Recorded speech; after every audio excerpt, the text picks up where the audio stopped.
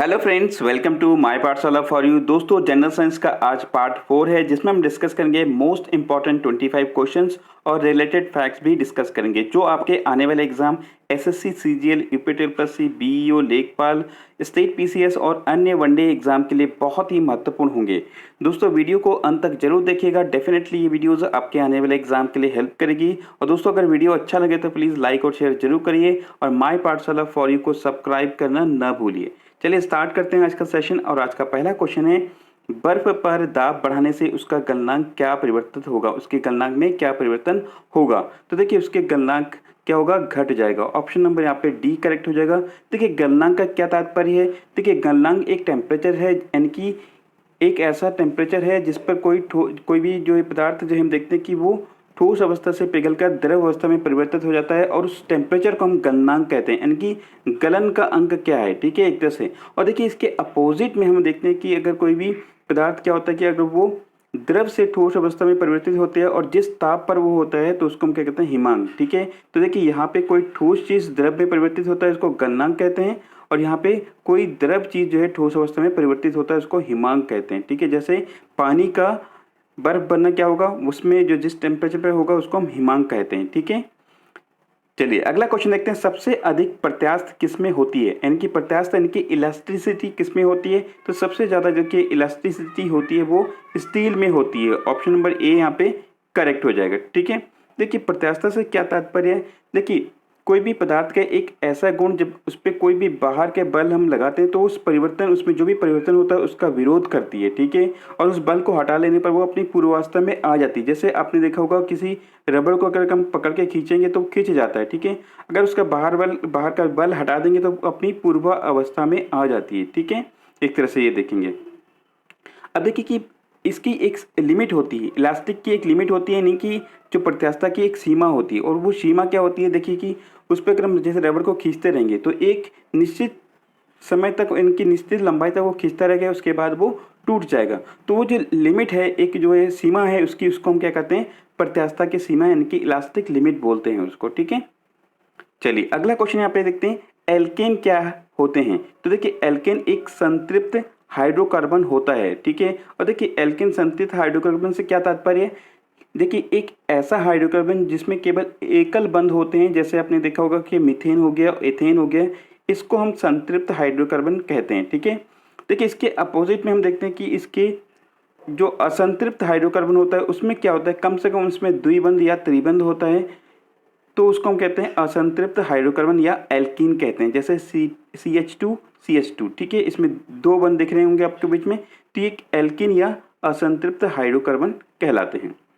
अगला क्वेश्चन है, वनस्पति घी के निर्माण में कौन सा गैस प्रयुक्त होता है? तो देखिए, वनस्पति घी के निर्माण में हम देखते हैं कि यहाँ पे हाइड्रोजन गैस का प्रयोग होता है। ठीक है, देखिए यहाँ पे बोरक्स लिखा है और नाइक्रोम। देखिए, बोरक्स और नाइक्रोम की अगर हम बात करें तो देखिए, बोरक्स जिसको हम सोडियम टेट्राबोरेट भी कहते हैं, और ये पायरेक्स कांच को अधिक मजबूत बनाने में उपयोग किया जाता है। और देखिए, नाइक्रोम की जो तार होती है, जिसमें एक तरह से हम देखते हैं कि प्रतिरोधक तार बनाने में इसका प्रयोग किया जाता है, नाइक्रोम की तार। ठीक है, बहुत इंपॉर्टेंट चीज़ है, ध्यान रखेंगे। अगला क्वेश्चन है, वायु में किसकी अधिकता होने पर पेड़ों की पत्तियां काली होकर गिर जाती है? तो देखिए, ये SO2 की अगर अधिकता हो जाती है तो एक तरह से पेड़ों की जो पत्तियां हैं वो काली होकर गिरने लगती है। ठीक है, यहाँ पे NOx है, हीलियम N2O। इसके बारे में अगर हम बात करें तो देखिए, NOx क्या है? सुपरसोनिक वायुयान समताप मंडल में NOx पदार्थ वर्जित करते हैं। ठीक है, और देखिए, हीलियम क्या है? हमने देखा कि पिछले चैप्टर्स में हमने देखा कि वायुयान के टायरों में हीलियम गैस भरा जाता है ताकि उसको जो है हल्का बनाता है। ठीक है, हीलियम गैस बहुत ही हल्की होती है। और देखिए, N2O क्या है? नाइट्रस ऑक्साइड, जिसको हम लाफिंग गैस भी कहते हैं। ठीक है, और दोस्तों, इससे पहले मैंने 1 से लेकर 3 पार्ट बना रहे हैं, आप लोग उसको जरूर देखिए। डेफिनेटली ये सारे वीडियोस आपके आने वाले एग्जाम के सारे क्वेश्चन कवर करेंगे। ठीक है, अगला क्वेश्चन देखते हैं, रेगिस्तान में पैदा होने वाले पौधों को क्या कहलाते हैं? ठीक है, तो देखिए, रेगिस्तान में जो होने वाले पौधे होते हैं उसको हम क्या कहते हैं? उसको जीरोफाइट्स कहते हैं। ऑप्शन नंबर सी यहाँ पे करेक्ट हो जाएगा। ठीक है, देखिए, यहाँ पे एपीफाइट्स है, हाइड्रोफाइट्स है और सियोकाइट्स है। इनके बारे में अगर हम बात करें तो देखिए कि एपीफाइट्स क्या होते हैं। देखिए कि आपने देखा होगा कि कुछ वृक्षों या उनके जो वृक्ष है या पौधे, उसके ऊपर मिट्टी जम जाते हैं, जैसे बड़े बड़े पौधे, पेड़ पौधे होते हैं, तो उन जो छोटे छोटे जो जमी हुई मिट्टियों के ऊपर जो उगने वाली, उनके छालों पर उगने वाली या दरारों पर उगने वाली जो चीज़ें होती हैं, जो छोटे छोटे जो स्पंजी टाइप के जो पौधे होते हैं, उसको एपीफाइट्स कहते हैं। देखिए हाइड्रो मतलब होता है पानी, और हाइड्रोफाइट्स माने कि जहाँ पे जल संतृप्त भूमि होती है, यानी कि जो नम जगह होती है, वहाँ पे जो पौधे उगते हैं उसको हाइड्रोफाइट्स कहते हैं। ठीक है। सियोकाइट्स क्या होता है, जैसे छाया में पनपने वाले जितने भी पौधे होते हैं उसको सियोकाइट्स कहते हैं। ठीक है। अगला क्वेश्चन यहाँ पे डीडीटी क्या है होता है। ठीक है। देखिए डीडीटी क्या है, एक तरह से हम देखते हैं कि अजीवीय अपघटनीय प्रदूषक, यानी कि अबायोटिक डिकम्पोजिशन ऑफ पॉल्यूटेंट होता है। ठीक है। देखिए इसका फुल फॉर्म क्या है, डाइक्लोरो डाइफिनॉइल ट्राइक्लोरो एथेन होता है इसका फुल फॉर्म। तो देखिए बहुत ही इंपॉर्टेंट चीज़ें ध्यान रखेंगे। और देखिए ये पहला आधुनिक कीटनाशक था जो मलेरिया के विरुद्ध प्रयोग किया गया था। ठीक है। देखिए किंतु बाद में 1950 के बाद में इसमें जो है कृषि में इसका प्रयोग किया जाने लगा। और देखिए यहाँ पे एक चीज़ आपने देखा होगा कि ये 2,4-D है।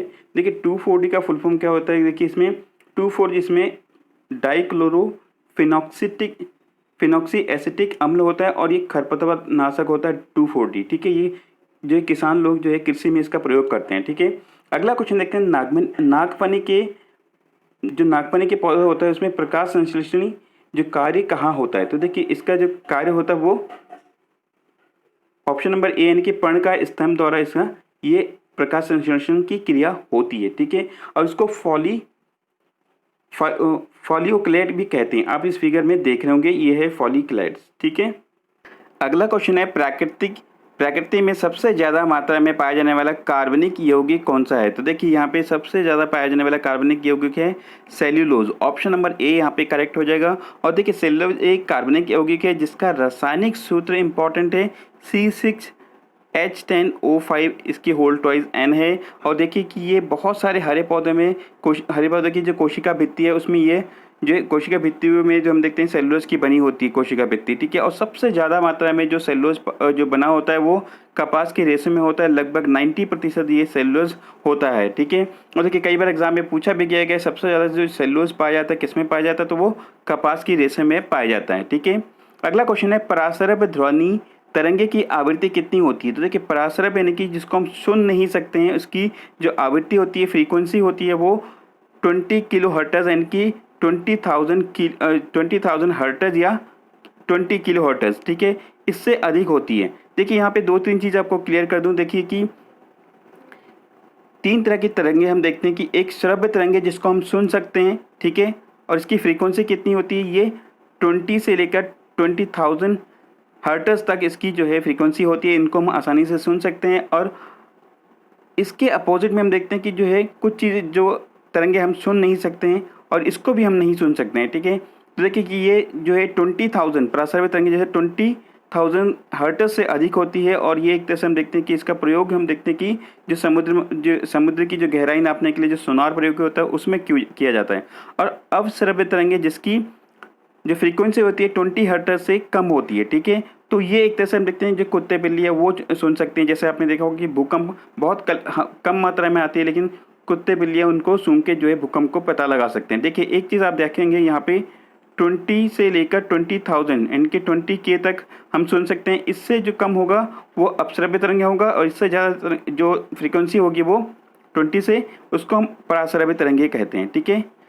अगला क्वेश्चन देखते हैं, एस्प्रिन का रासायनिक नाम क्या है। तो देखिए एस्प्रिन का रासायनिक नाम है एसिटिलीन सैलिसिलिक एसिड है। ऑप्शन नंबर सी यहाँ पे करेक्ट हो जाएगा। और इसका फॉर्मूला क्या है, C9H8O4 इसका रासायनिक नाम है। ठीक है।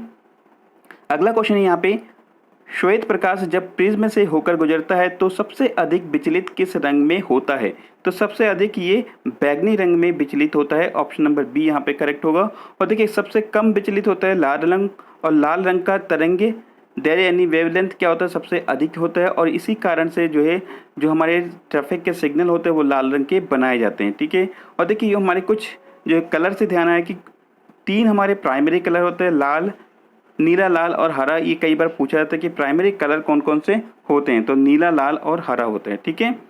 अगला क्वेश्चन है, सोडियम परमाणु के कोर में इलेक्ट्रॉनों की संख्या कितनी होती है। तो देखिए सोडियम की परमाणु की जो कोर है, इनकी जो नाभिक है, वहाँ पे एक तरह से 10 यहाँ पे जो है परमाणु इलेक्ट्रॉन होते हैं। तो एक तरह से इलेक्ट्रॉनों की संख्या,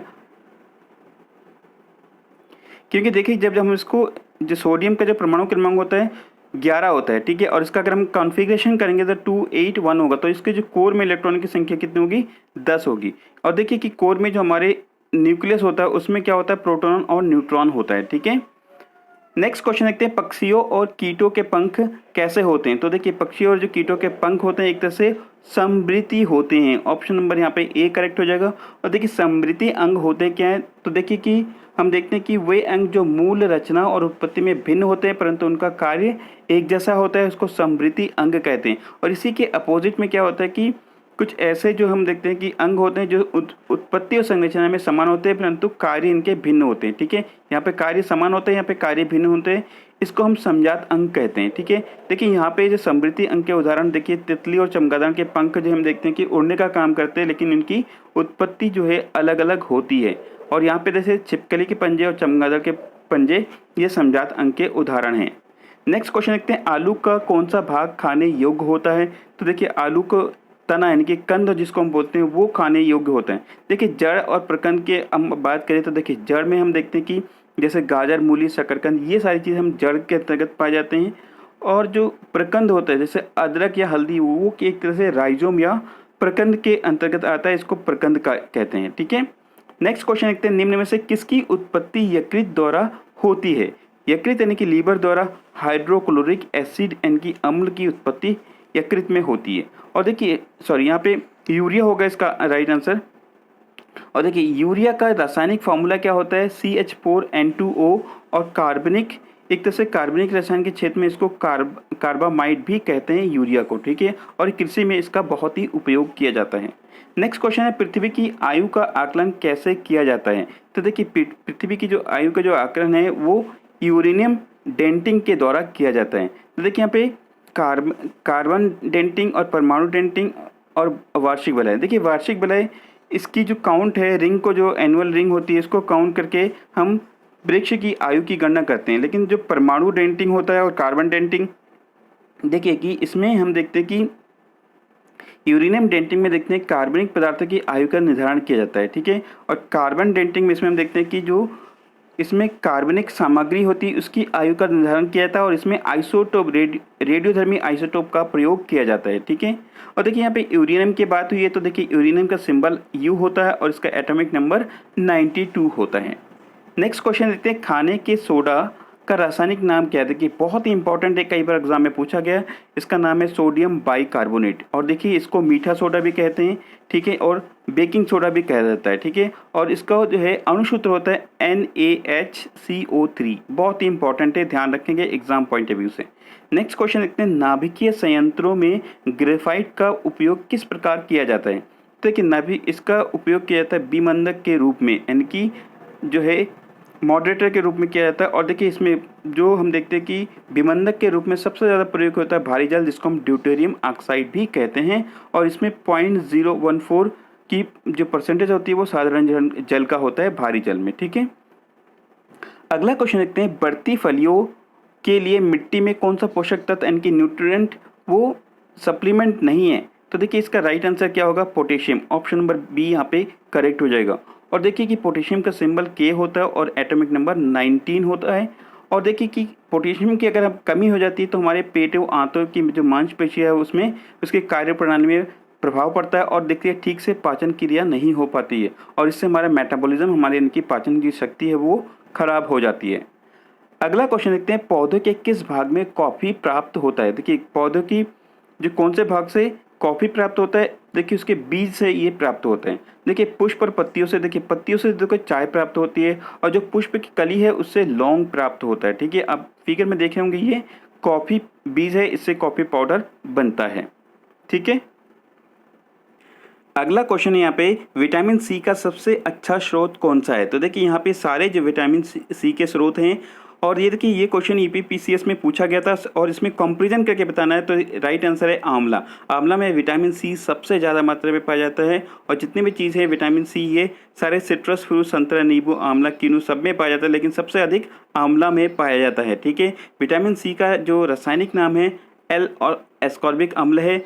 और देखिए इसकी कमी से मसूड़ों में सूजन हो जाता है, जोड़ों में दर्द, एनीमिया, दांत का टूटना या मसूड़ों में खून आना, ये सारी बीमारी विटामिन सी के कारण होता है। ठीक है, बहुत सारी चीज़ें जो है विटामिन से रिलेटेड क्वेश्चन पूछे जाते हैं, तो सारी चीज़ें आप ध्यान रखेंगे कि कौन से विटामिन से कौन सी रोग होते हैं, ये कई बार एग्जाम में पूछे जाते हैं। अगला क्वेश्चन है, हरे फलों को कृत्रिम रूप से पकाने के लिए कौन सा गैस प्रयुक्त होता है। ठीक है, तो देखिए यहाँ पे एथिलीन का प्रयोग किया जाता है। ठीक है, एक और चीज़ इसका प्रयोग किया जाता है फलों को पकाने के लिए, क्या आप कमेंट बॉक्स में बता सकते हैं कौन सा और चीज़ फलों को पकाने में किया जाता है। देखिए एथिलीन का फॉर्मूला है C2H4 और एक रंगहीन ज्वलनशील गैस है जिसका गंध हल्की मीठी कस्तूरी जैसी होती है एथिलीन की। अगला क्वेश्चन देखते हैं, आणविक संगठन के द्वारा ऊष्मा का कम्युनिकेशन को क्या कहते हैं। तो देखिए इसको संवहन कहते हैं। ठीक है, इनकी कन्वेक्शन कहते हैं। और इसमें क्या होता है, जो आणविक संगठन के द्वारा ऊष्मा एक स्थान से दूसरे स्थान पर जाता है। तो देखिए कि संवहन की एक ऐसा क्या है, एक विधि है जिसमें हम देखते हैं कि ऊष्मा का स्थानांतरण होता है। और इसमें देखिए कि जो तरल पदार्थ या गैसों में होती है और इसमें अणुओं के स्थानांतरण के द्वारा ही ऊष्मा का जो है लेन देन होता है। ठीक है, परंतु ये ठोसों में संभव नहीं है, क्योंकि ठोस में अणु क्या होते हैं, मूव नहीं करते हैं, स्थानांतरित नहीं होते हैं, और इसलिए वहाँ पे संवहन के जो द्वारा होती है, जो विधि होती है, वो ठोस में नहीं होता है, केवल तरल पदार्थ में होता है। ठीक है, और अगला और आज का लास्ट क्वेश्चन है, ऊनी कपड़े सूती कपड़ों की अपेक्षा क्यों गर्म होती है। तो देखिए ऊनी कपड़े क्या होते हैं, वो एक तरह से ताप के अच्छे रोधक होते हैं, यानी कि वो ताप का जो है रोकने में समर्थ होते हैं। ठीक है, और यही कारण है हम देखते हैं कि जो हम ऊनी कपड़े जो है सर्दियों में पहनते हैं और सूती कपड़े हम गर्मियों में पहनते हैं। ठीक है, अब आप आज का लास्ट क्वेश्चन है यहाँ पे आपके लिए, एस्प्रिन का रासायनिक नाम क्या है। इस क्वेश्चन का आंसर कमेंट बॉक्स में बताना है। और दोस्तों वीडियो कैसा लगा प्लीज़ कमेंट करके बताइए। और वीडियो बनाने में बहुत ही मेहनत लगता है, आप लोग लाइक और शेयर जरूर करिए। आपका एक लाइक हमें बहुत ही मोटिवेट करता है। Thank you for watching this video. Have a wonderful day ahead.